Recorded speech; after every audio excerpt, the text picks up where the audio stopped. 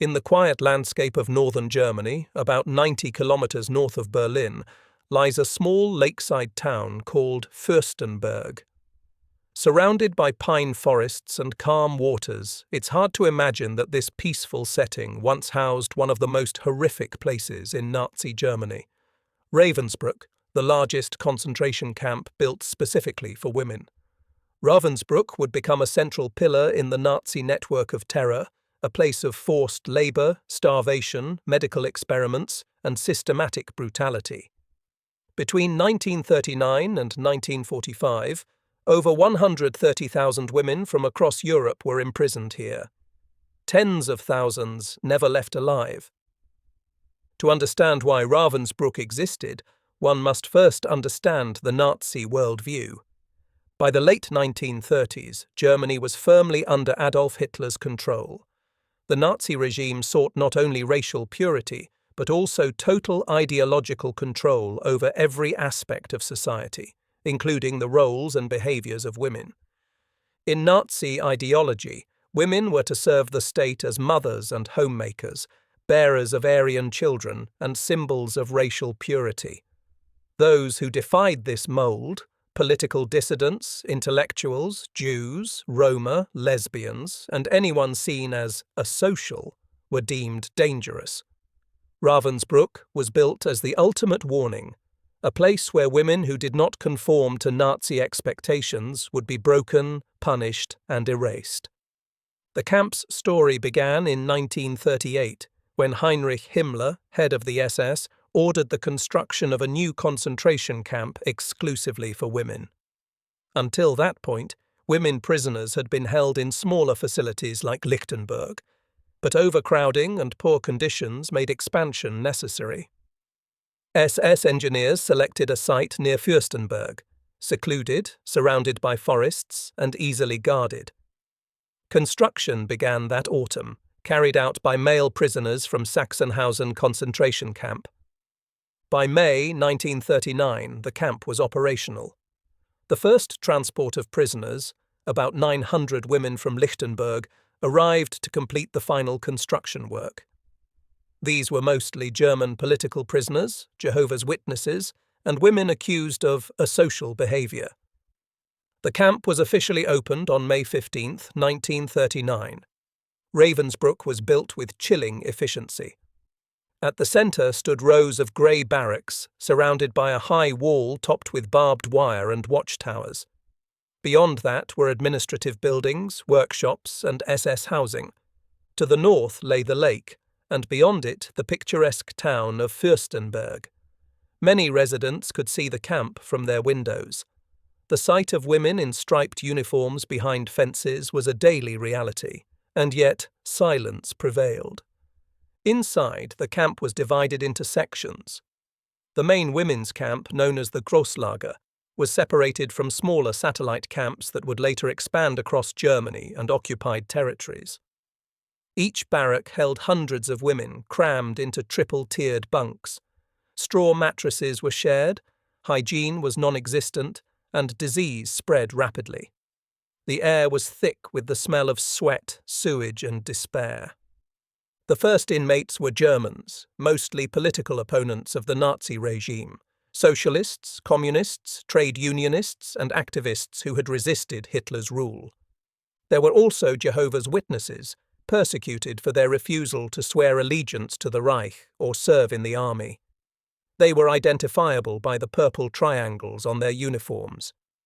Soon more women arrived, prostitutes, so-called asocials, and anyone who had violated Nazi moral laws. The SS classified these women with black triangles, a cruel, arbitrary category that included everything from unmarried mothers to alcoholics and homeless women. By the end of 1939, Ravensbrück held nearly 2,000 prisoners.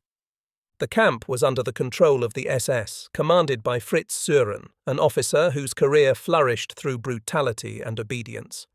He oversaw both the men's and women's sections and reported directly to Himmler's office. What made Ravensbrück distinct was its large number of female SS guards, known as Aufseherinnen. It became the primary training ground for women who would later serve in other camps, including Auschwitz, Majdanek, and Bergen-Belsen. Many of these guards were ordinary women, secretaries, nurses, or wives of SS men. Yet in Ravensbrück they were transformed into instruments of terror. Training emphasized discipline, emotional detachment, and absolute authority. Some, like Dorothea Binz and Elisabeth Volkenrath, would become infamous for their sadism. Their cruelty was not spontaneous, it was systematized. Beatings, humiliation, and forced labor were everyday tools of control. Life in Ravensbrück was designed to destroy. The daily routine began before dawn, with roll call on the Appellplatz, the large square where women stood for hours, regardless of weather. Breakfast was a thin slice of bread and watery coffee substitute. Then came labor, endless, exhausting, and often pointless. Prisoners worked in workshops producing uniforms, munitions, and textiles for the German war effort. Others dug trenches, carried stones, or cleared land.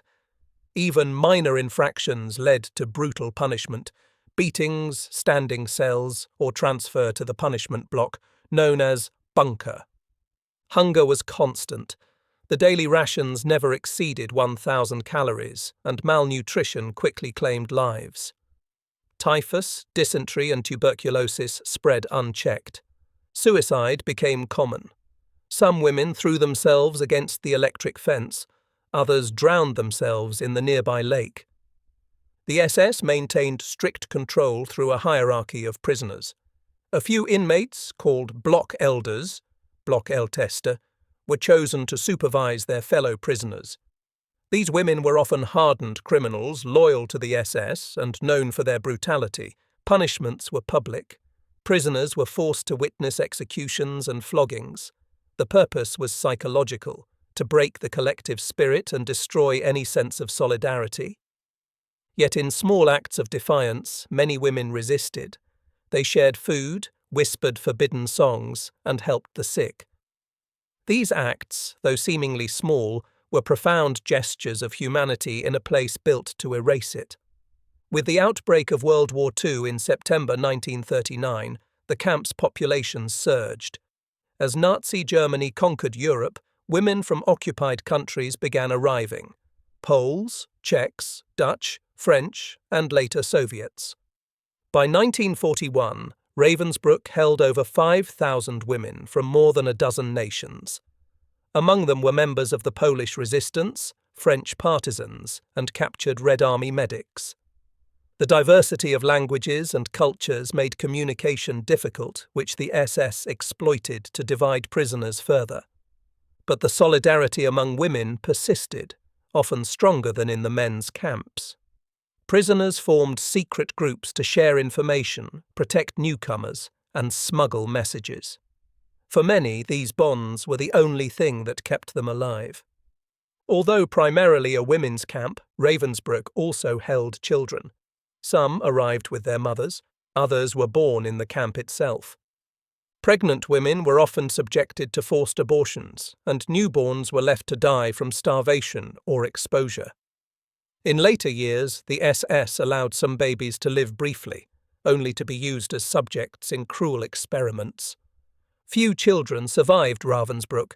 Their presence remains one of the camp's most haunting aspects: innocence crushed under systematic cruelty.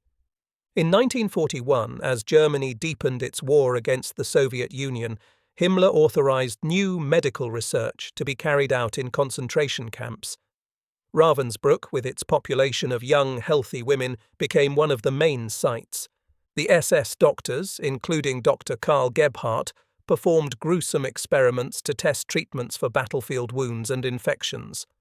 Women, mostly Polish political prisoners, were deliberately infected with bacteria, had muscles and bones removed, or were subjected to amputations without anesthesia. These victims became known as the Rabbits of Ravensbrück, Kaninchen in German, because of their limping and the cruel nickname given by guards. Of the 86 women experimented upon, several died from infections or execution. The survivors bore scars, physical and psychological, for the rest of their lives. Beyond physical suffering, Ravensbrück was also a site of psychological warfare. The SS used humiliation and fear as weapons. Women were stripped naked for roll calls, beaten for minor mistakes, or forced to stand in freezing temperatures for hours. The guards aimed not just to punish but to erase individuality and dignity. Prisoners were reduced to numbers, stripped of names, hair, and identity. Yet, amid this horror, many clung to small symbols, a hidden photo, a shared prayer, a fragment of hope. By the end of 1941, Ravensbrück had become a microcosm of the Nazi camp system, a place of forced labor, ideological cleansing, and human experimentation. It was no longer merely a prison. It was a factory of dehumanization. But as the war intensified and the Nazi demand for labor grew, Ravensbrück's purpose would evolve even further. The camp would expand into an industrial complex, with satellite camps spread across Germany feeding the Nazi war machine, and the suffering would deepen. By early 1942, the war had reached its most violent phase. Germany stood at the height of its power. Its armies occupied most of Europe, and its concentration camp system was growing at an astonishing pace. What had begun as instruments of repression inside Germany were now part of a vast empire of exploitation and extermination. Ravensbrück was no longer an isolated prison for disobedient women. It had become a cornerstone of the Nazi forced labor network, a key supplier of labor for German industry and a vital part of the SS's economic empire. The camp was expanding fast, and with it, the cruelty. By 1942, the SS had begun turning concentration camps into profit centers.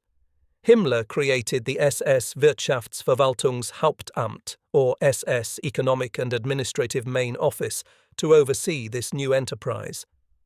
The idea was simple and chilling. Every prisoner was a resource. Ravensbrück women were leased to private companies, Siemens, Heinkel, and others, for a fee paid to the SS.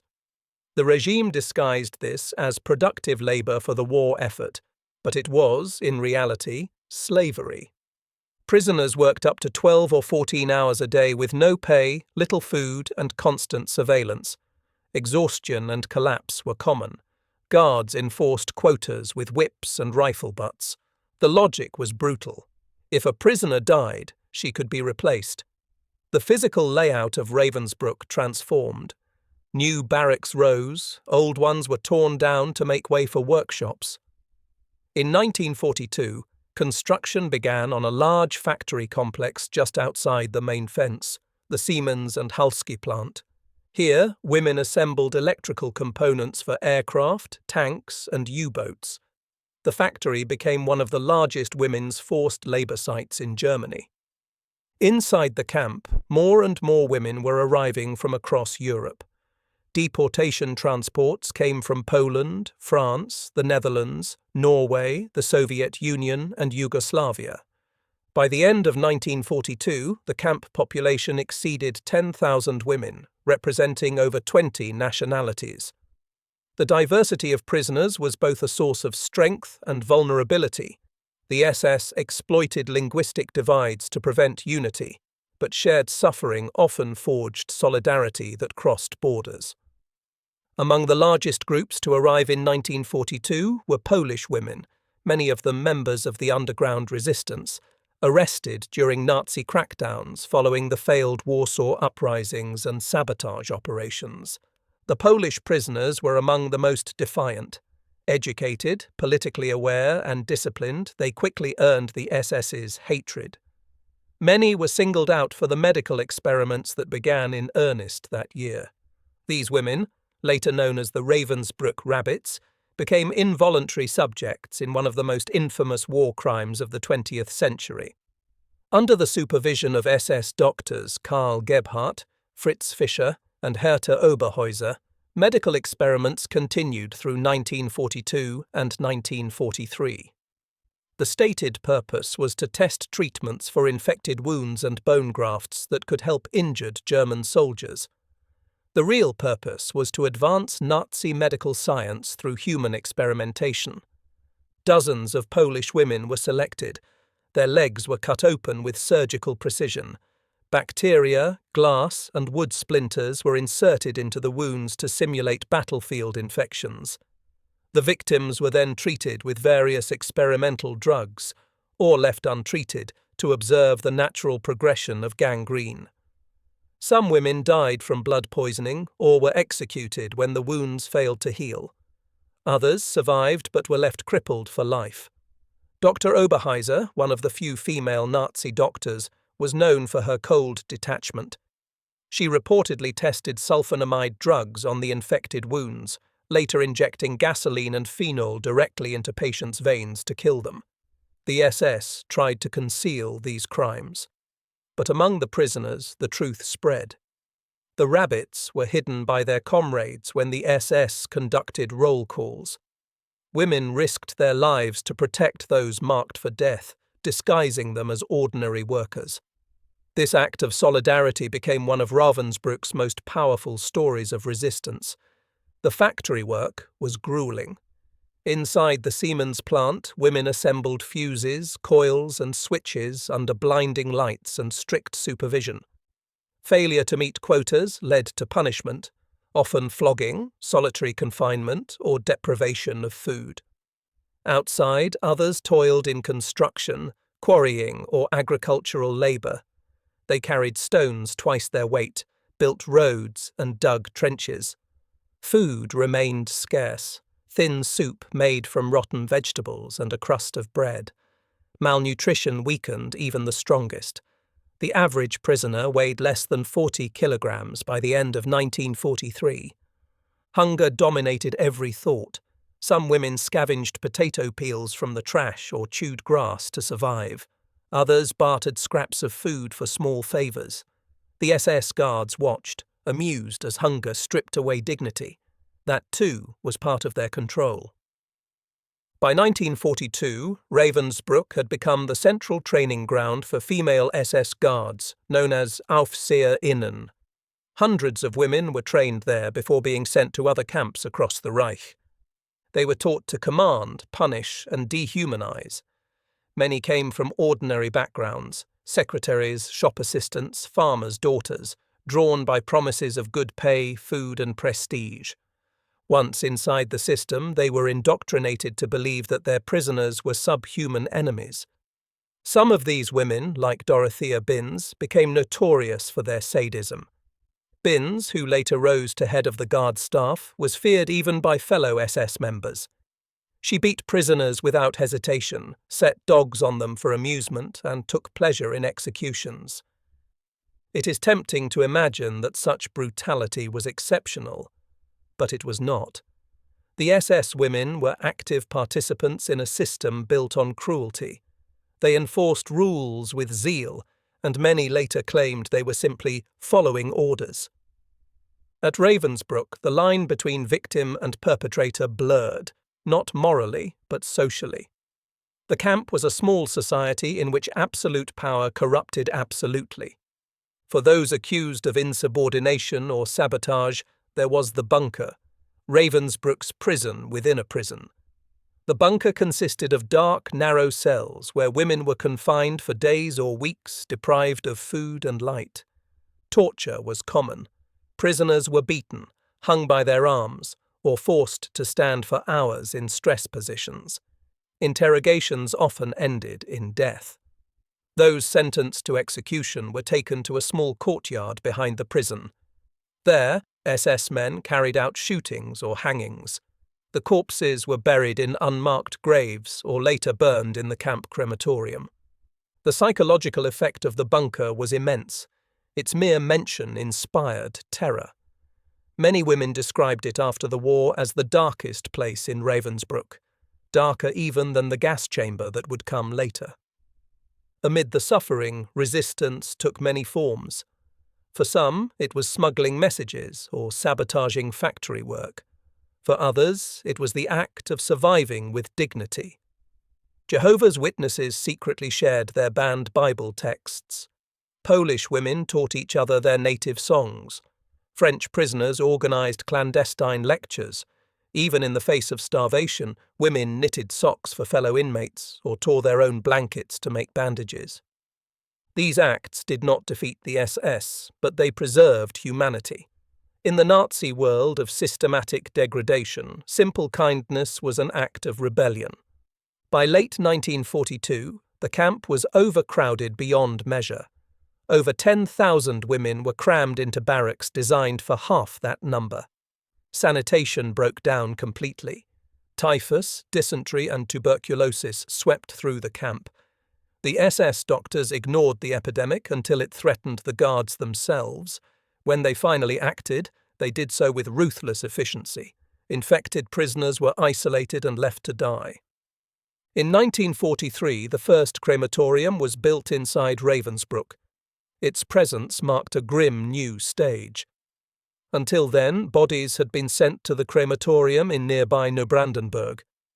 Now, death was handled internally, efficient, quiet, and invisible. The smoke from the chimney became part of daily life, drifting over the lake, settling on the barracks, and mixing with the stench of decay. As the German war economy demanded more labour, Ravensbrück's reach expanded far beyond its walls.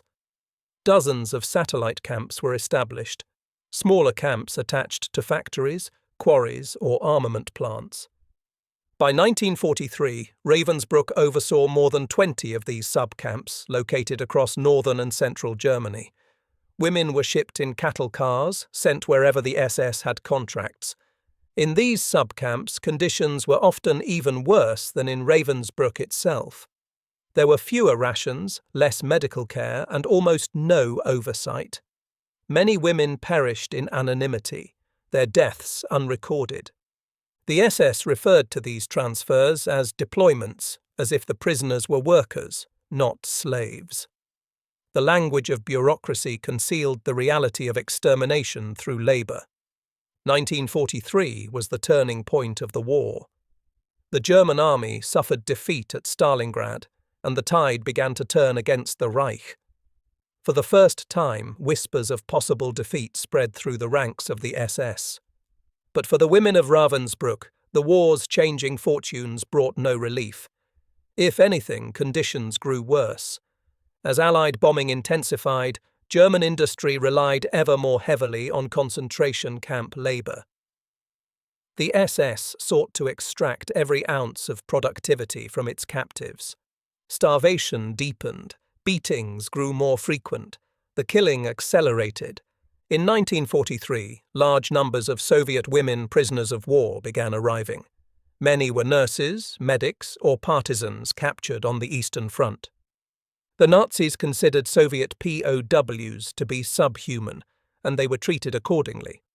Most were placed in the harshest labour units or executed outright.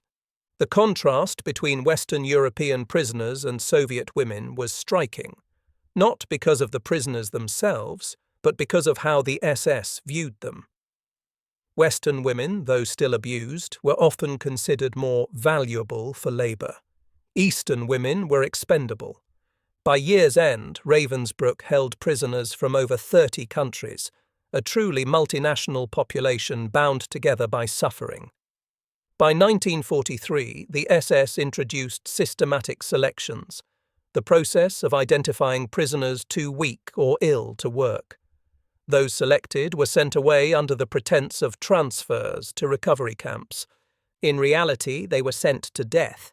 Many were transported to Auschwitz or to euthanasia centres such as Bernburg or Hartheim, where they were gassed. At Ravensbrück itself, a gas chamber had not yet been installed, but preparations were underway. The crematorium's growing workload hinted at what was to come. By the end of 1943, Ravensbrück had become a landscape of death and despair. Over 20,000 women were imprisoned there, and thousands had already died of starvation, disease, or execution. Yet, amid the darkness, the human spirit endured. Prisoners still whispered to each other, "Hold on, the war can't last forever." They could not yet know that the worst was still to come. By 1944, the war was turning decisively against Nazi Germany. Allied forces had landed in Normandy. The Red Army was advancing across Eastern Europe. The once triumphant Third Reich was being driven back on all fronts. But inside Ravensbrück, none of that brought hope. The camp was more overcrowded, more chaotic, and more deadly than ever before. The SS responded to every defeat not with retreat, but with escalation. The system of terror became even more ruthless as the empire began to crumble. This was the year when Ravensbrück reached the height of its cruelty, when the machinery of death operated at full capacity, and the camp's name became synonymous with the darkest depths of Nazi inhumanity. By early 1944, Ravensbrück was bursting. Over 30,000 women were imprisoned in a space built for less than 5,000. Every transport from occupied Europe seemed to end here. New arrivals included Jews from Hungary, partisans from the Balkans, and resistance members from France, Norway, and the Netherlands. Some had survived ghettos or deportations from Auschwitz, only to find themselves in another nightmare. The barracks were packed so tightly that prisoners slept in shifts, lying crosswise on bunks 3 high. The stench of sweat, filth, and death filled the air. Lice infested the bedding, and disease was constant. The SS refused to expand sanitation or food rations. Instead, they introduced a grim solution: systematic reductions. In their bureaucratic language, that meant murder. In the spring of 1944, the SS ordered the construction of a gas chamber at Ravensbrück. Until then, mass killings had been carried out by shootings, starvation, or transfers to other extermination sites. But by mid-1944, the SS decided it was more efficient to kill women on site. A small building, disguised as a shower block, was built near the crematorium. Cylinders of Zyklon B, the same poison used at Auschwitz, were installed. Victims were told they were being disinfected. Once inside, the doors were sealed and the pellets dropped. Within minutes, hundreds suffocated. There were no records kept of the exact number of victims. Historians estimate that between 5,000 and 6,000 women were murdered in the Ravensbrück gas chamber during 1944 and early 1945. The SS referred to it as a special treatment facility. The victims were mostly the sick, the elderly, and those deemed unfit for work, though sometimes entire groups were selected for reasons no one could explain. After each gassing, the corpses were dragged next door to the crematorium. The ovens burned day and night.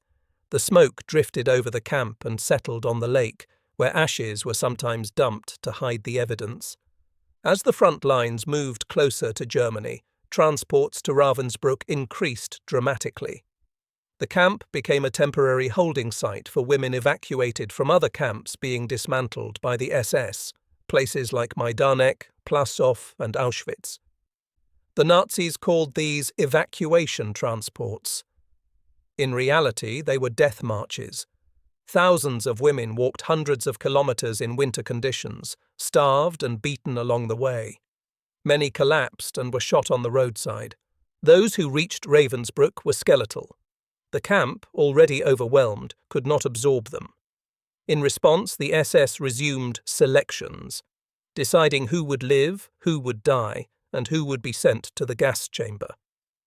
Inmates referred to these days as Schwarzer Tag, black days. Women stood naked in lines, shivering in the cold, while SS doctors and guards pointed silently, left or right. One direction meant temporary survival, the other meant death. Inside the Siemens plant, conditions worsened too. Allied bombing raids on German industry created pressure to increase production. The SS and Siemens supervisors demanded impossible quotas.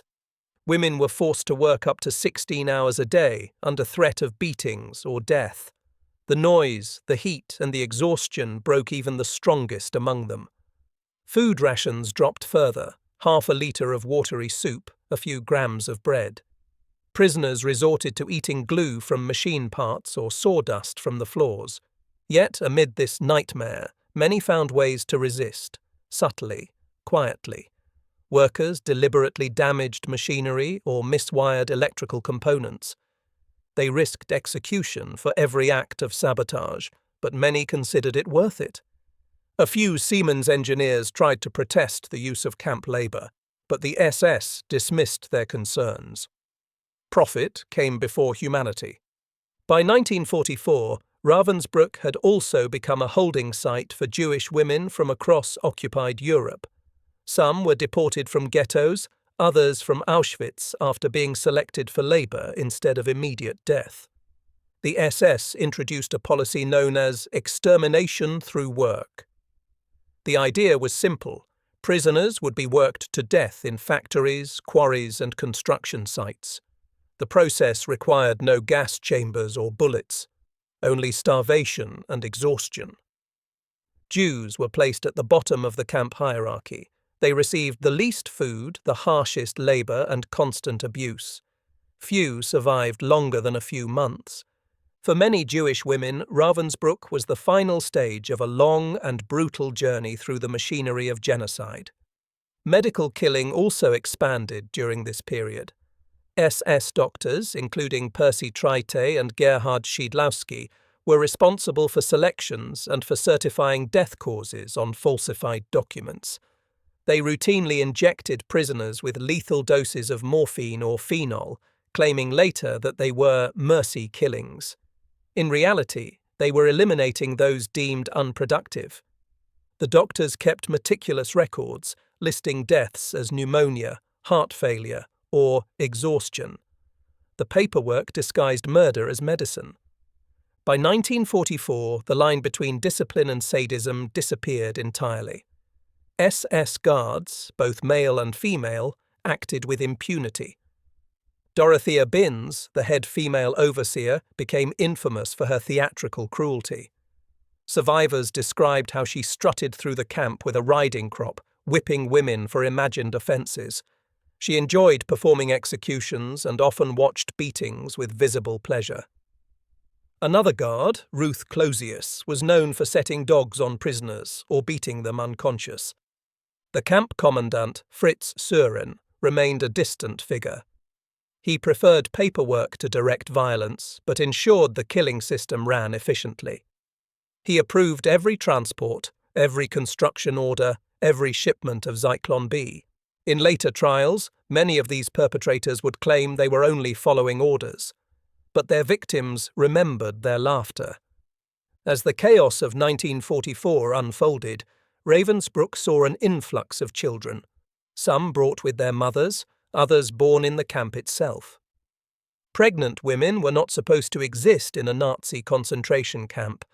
Officially, they were liabilities. Yet as the Reich disintegrated, the system lost control. Hundreds of babies were born in Ravensbrück's overcrowded barracks. Most died within days. There was no milk, no medical care, no warmth.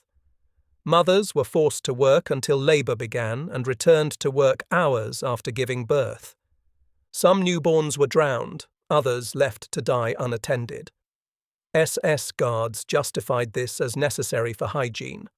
Only a handful of children born in Ravensbrück survived until liberation. Those who did carried lifelong scars, physical and emotional, from their earliest memories of hunger and fear. Ravensbrück's prisoner population by 1944 reflected the full geography of Nazi occupation. There were Polish and Soviet women, French resistance fighters, Norwegian political prisoners, Dutch partisans, Yugoslav nurses, and British spies. One of the most famous inmates was Countess Karolina Lankoronska, a Polish aristocrat and scholar arrested for resistance activities. She later described Ravensbrück as a place where evil was not just done, but studied. Another prisoner, Violette Sabo, a British SOE agent captured in France, was executed at Ravensbrück in February 1945. She was only 23 years old. Her courage became legendary. She was posthumously awarded the George Cross. Inmates from across Europe shared the same fate, stripped of nationality, identity, and dignity. Yet among them emerged a remarkable international solidarity. Women taught each other languages, shared food, and nursed one another. The camp became, in a tragic way, a meeting place of European resistance. By mid-1944, the Red Army was advancing toward Poland, and news of Nazi atrocities was spreading. The SS began to fear that their crimes would be exposed. At Ravensbrück, this meant eliminating witnesses, especially the Polish rabbits, the women who had survived the medical experiments. In August 1944, orders came to execute them, but other prisoners fought back. They hid the rabbits in work details, swapped identification numbers, and spread false rumors to confuse the SS. Their defiance worked. Many of the rabbits survived until liberation, later becoming key witnesses at war crimes trials. Their survival was one of the camp's few small victories against annihilation. By late 1944, the sound of artillery could sometimes be heard in the distance. The front was approaching. SS officers began destroying records and transferring prisoners to subcamps farther west. But the killings did not stop. If anything, they accelerated. The SS wanted no witnesses left behind. Transports continued to arrive daily. Jews from Hungary, women from evacuated camps in the east, captured partisans from Yugoslavia and Slovakia. The crematorium burned around the clock. The prisoners knew that the end was coming, but none could predict whether it would mean freedom or death. Even as the world collapsed, acts of courage continued. Prisoners risked execution to record names of the dead or to smuggle notes through the camp fence to the outside world. In one remarkable case, a Polish prisoner managed to send a message through a Swedish Red Cross channel, alerting diplomats in Stockholm to the atrocities occurring at Ravensbrück. That message would later play a role in saving hundreds of women in the camp's final weeks. Others kept diaries on scraps of paper, hidden in shoes or under floorboards. These secret writings became invaluable historical records after the war. By December 1944, Ravensbrück had become a hell of starvation and chaos. Thousands of women lay dying in their bunks. The crematorium could not keep up. The SS ordered mass burials in pits near the lake. The guards grew nervous, their discipline faltering. Some began destroying documents. Others tried to ingratiate themselves with prisoners, sensing the coming defeat. Still, for those imprisoned, liberation was an unimaginable concept. After years of terror, many had forgotten what freedom even meant. By the close of 1944, Ravensbrück was no longer just a concentration camp. It was a death factory, a dumping ground for the Reich's collapsing empire. Tens of thousands of women had perished, their names lost, their ashes scattered in the lake beside the camp. But in a few months, the gates would open, and the world would finally see what had happened there. The beginning of 1945 marked the final collapse of Nazi Germany. The Red Army was advancing from the east, and Allied forces were crossing the Rhine. Cities lay in ruins. Hitler's empire was disintegrating. But inside Ravensbrück, the machinery of death still ran. Even as the Reich crumbled, the SS continued its mission to destroy every prisoner, to erase every trace, to leave behind only ashes. For the women trapped there, this was the darkest winter of all. Hunger, disease, and fear filled every day. And yet, within months, the gates would open, not through mercy, but because there was no longer anyone left to guard them. By January 1945, Ravensbrück was a place of total despair. The camp, originally built for a few thousand, now held more than 45,000 women, along with several thousand men and children. Every barrack was overflowing. Prisoners lay on the floors, sharing bunks meant for one person among 6 or 7. Food rations had collapsed. The daily meal was now a few spoonfuls of watery soup made from potato peels and rotting turnips. Many women were too weak to stand. They crawled to roll call, supported by others, clinging to life through sheer will. The crematorium burned constantly, but even it could not handle the number of corpses. the SS began digging mass graves near the camp, dumping bodies by the hundreds. The ground around Ravensbrück turned grey with ashes and human remains. The guards knew the war was lost, but they obeyed orders to keep killing. The gas chamber, built the previous year, was still in use. Transports of sick or unfit prisoners were sent there regularly. The victims were told they were being transferred to another camp, handed towels for showers, and then gassed. No one returned. In early 1945, a new area within Ravensbrück was created, the so-called Jugendschutzlager, or Youth Protection Camp. Despite its name, it was not a shelter for young people. It was a death zone for teenage girls and children. Many were Polish and Hungarian Jews evacuated from Auschwitz and other camps as the Nazis retreated. Some were as young as 13 or 14. They were housed in freezing, overcrowded barracks with no food or blankets. Disease spread rapidly. Within weeks, hundreds were dead. Survivors later recalled seeing small bodies carried daily to the crematorium, wrapped in rags or sheets. The cruelty defied comprehension. In the final days of the war, the SS still found time to murder children. In March 1945, as Soviet forces reached the Oder River, panic spread among the SS leadership. Heinrich Himmler issued orders to evacuate camps near the front and move prisoners deeper into Germany.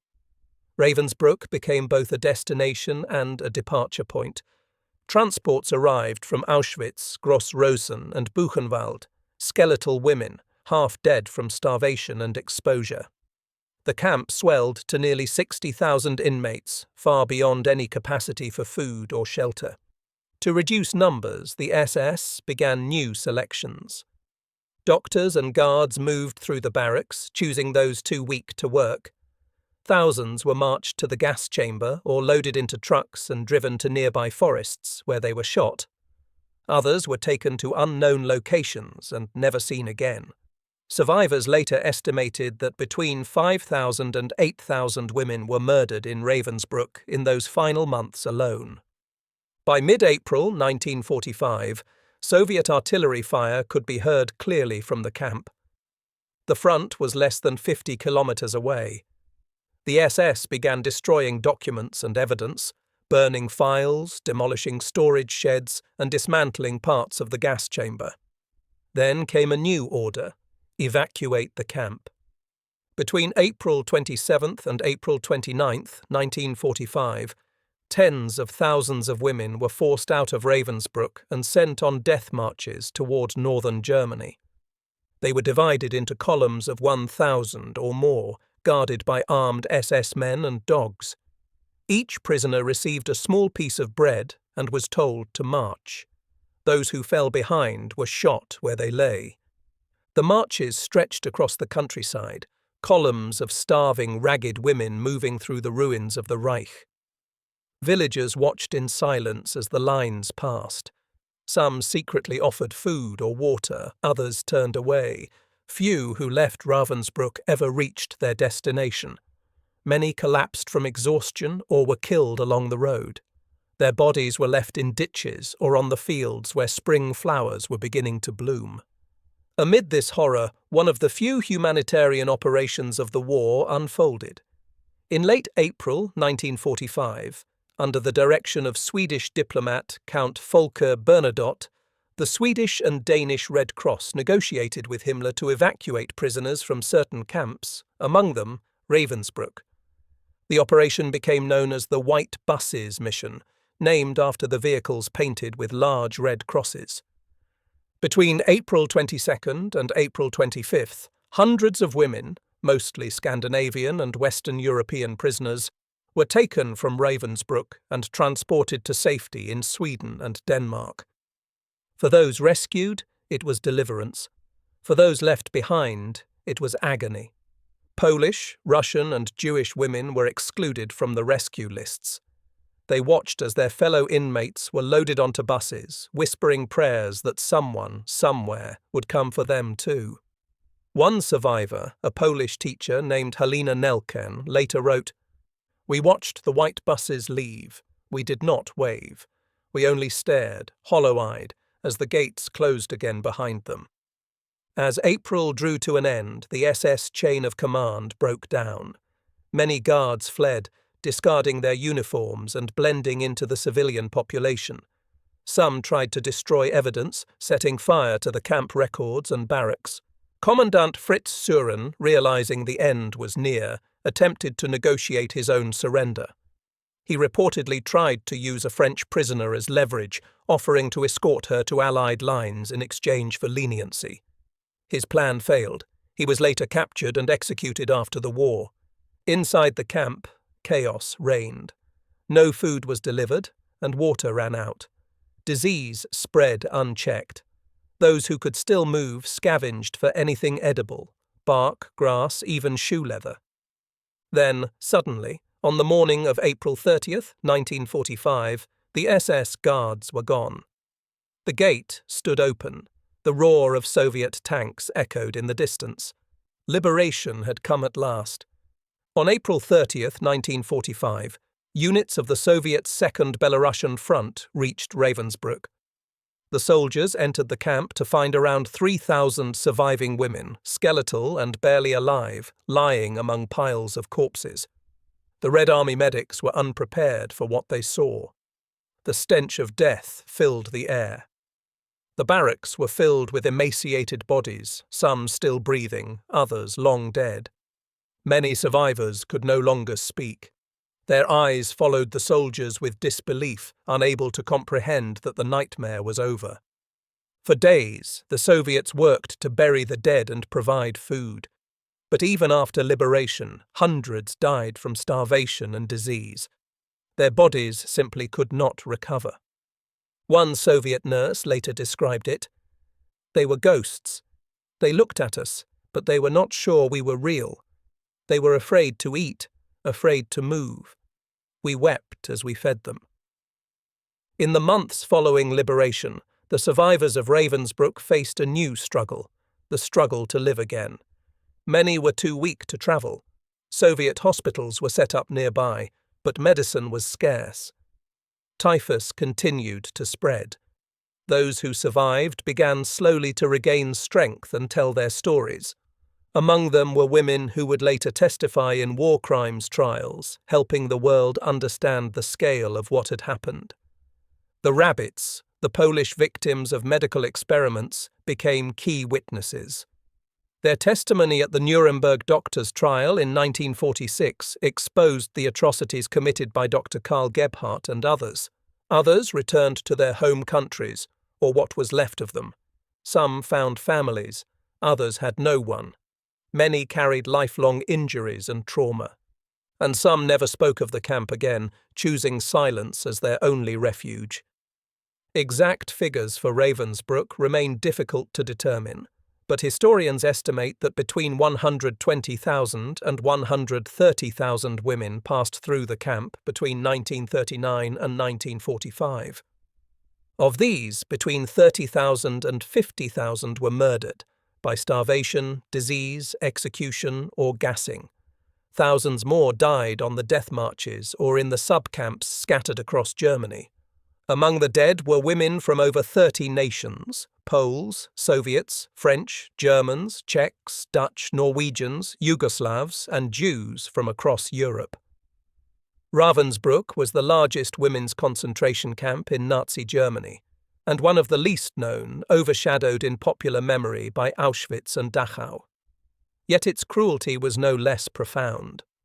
After the war, several Ravensbrück officials were captured and tried for war crimes. The Ravensbrück trials, held by a British military court in Hamburg between 1946 and 1948, brought some measure of justice. Among those convicted were Dorothea Binz, Herta Oberheuser, and Fritz Suhren. Binz and Suhren were executed. Oberheuser served 20 years but was released early in 1952. During the trials, survivors described the torture, the medical experiments, and the gas chamber. Their testimonies shocked the world, but the attention was brief. The onset of the Cold War soon pushed Ravensbrück into the margins of public memory. For decades after the war, Ravensbrück remained a silent wound. In East Germany, where the camp lay, it was turned into a memorial, but one shaped by political ideology. The communist government emphasized the suffering of political prisoners, often downplaying the Jewish and religious victims. In the West, few spoke of it at all. Women's suffering in war was rarely acknowledged. Only in the late 20th century did Ravensbrück begin to re-emerge in historical study, as survivors and historians insisted that its story be told. Today, Ravensbrück is a memorial and museum. Visitors walk among the ruins, the remains of barracks, the crematorium, the lake where ashes were dumped. There is silence, but not peace.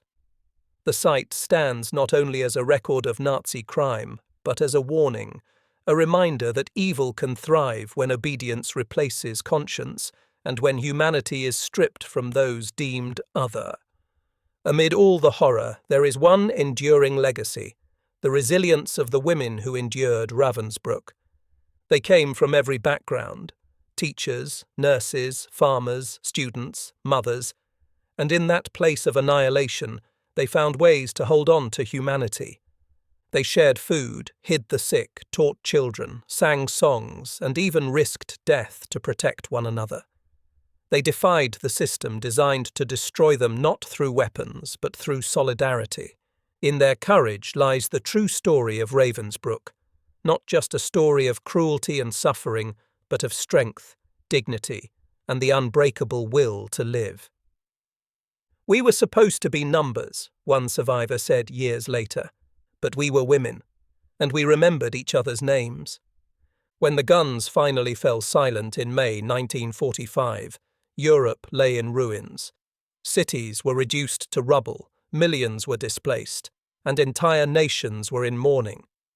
Among the survivors who emerged from that darkness were the women of Ravensbrück, emaciated, traumatized, and carrying memories that words could barely contain. For them, the war did not end when the camp gates opened. Liberation was not an ending, but the beginning of another struggle, to rebuild their lives, to reclaim their humanity, and to ensure the world never forgot what had happened by the shores of that quiet German lake. Most of the women who survived Ravensbrück returned to countries that no longer resembled home. Poland was under Soviet control. France was rebuilding from occupation. Germany itself was shattered. Many had no families left, their husbands, brothers, or children murdered in other camps or on the battlefields. Homes had been destroyed or occupied by strangers.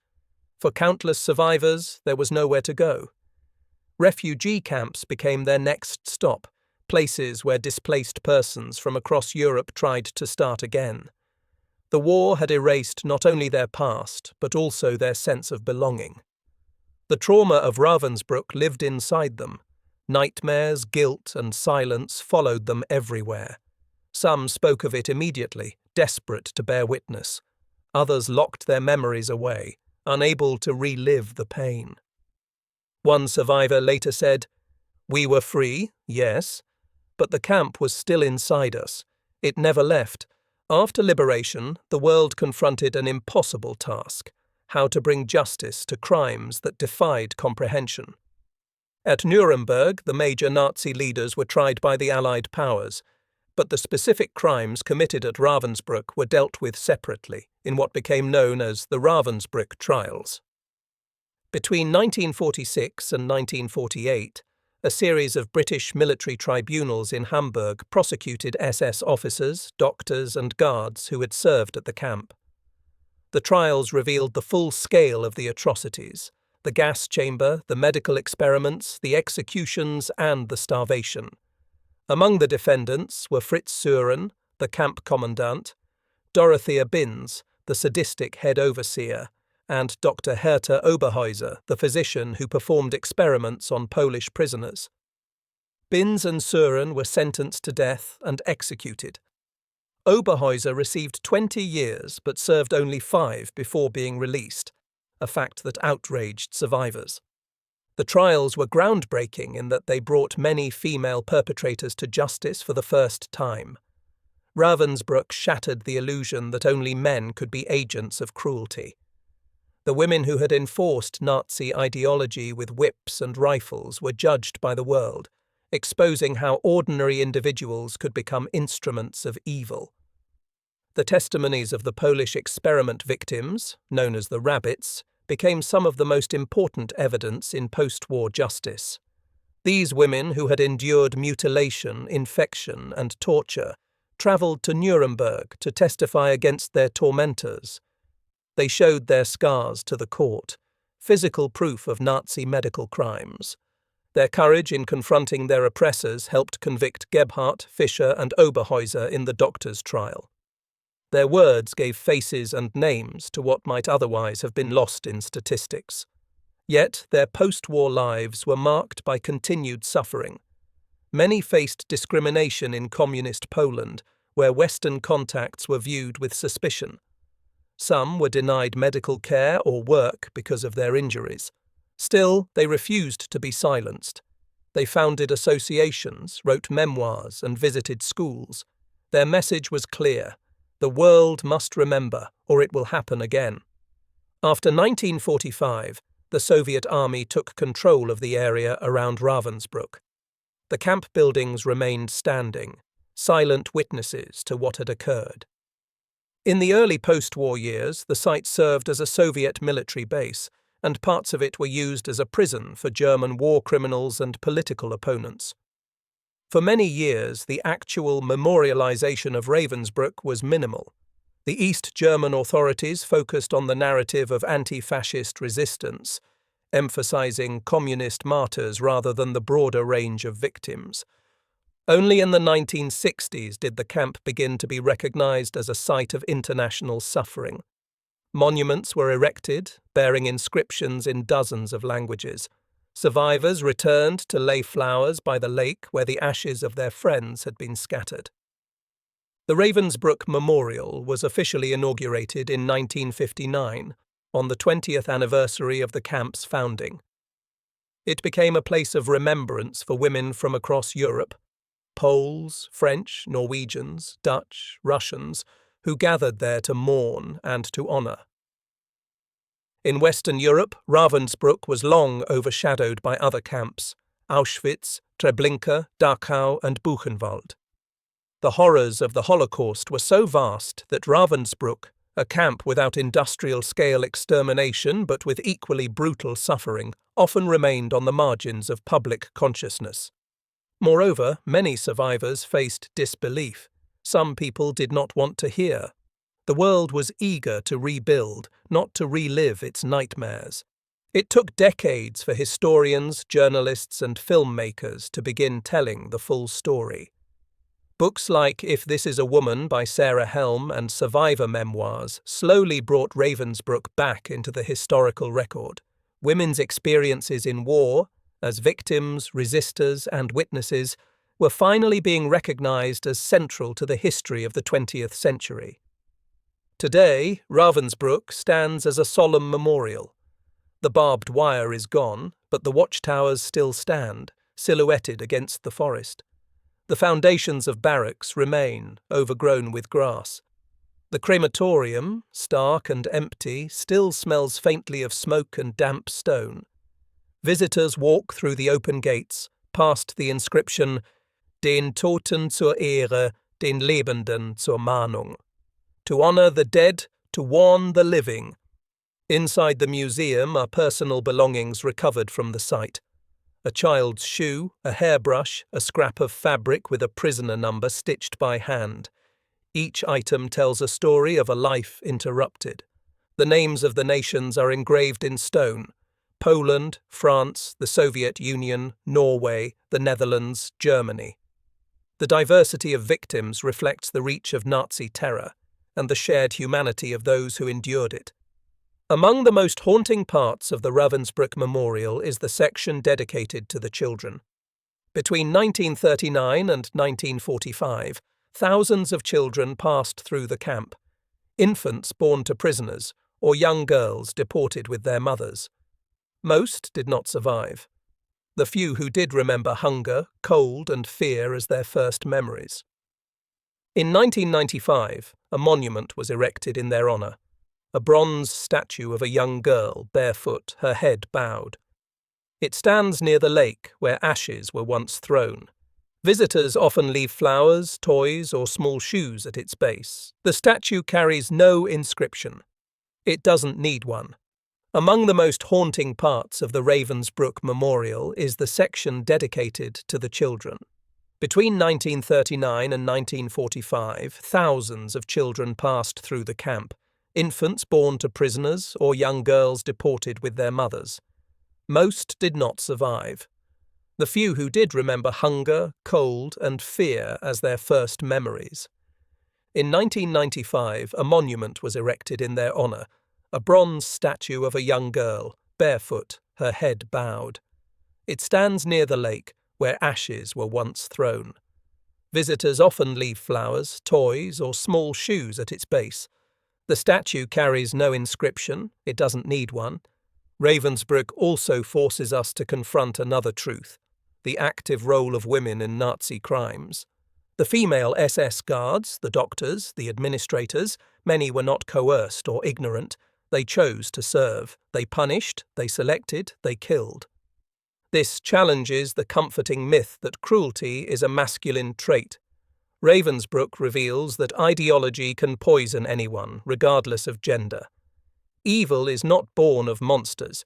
It grows from ordinary people who surrender their conscience. It is a difficult truth, but one essential to understanding how such places came to exist. Ravensbrück is more than a historical site. It is a mirror held up to humanity. It asks questions that remain relevant today.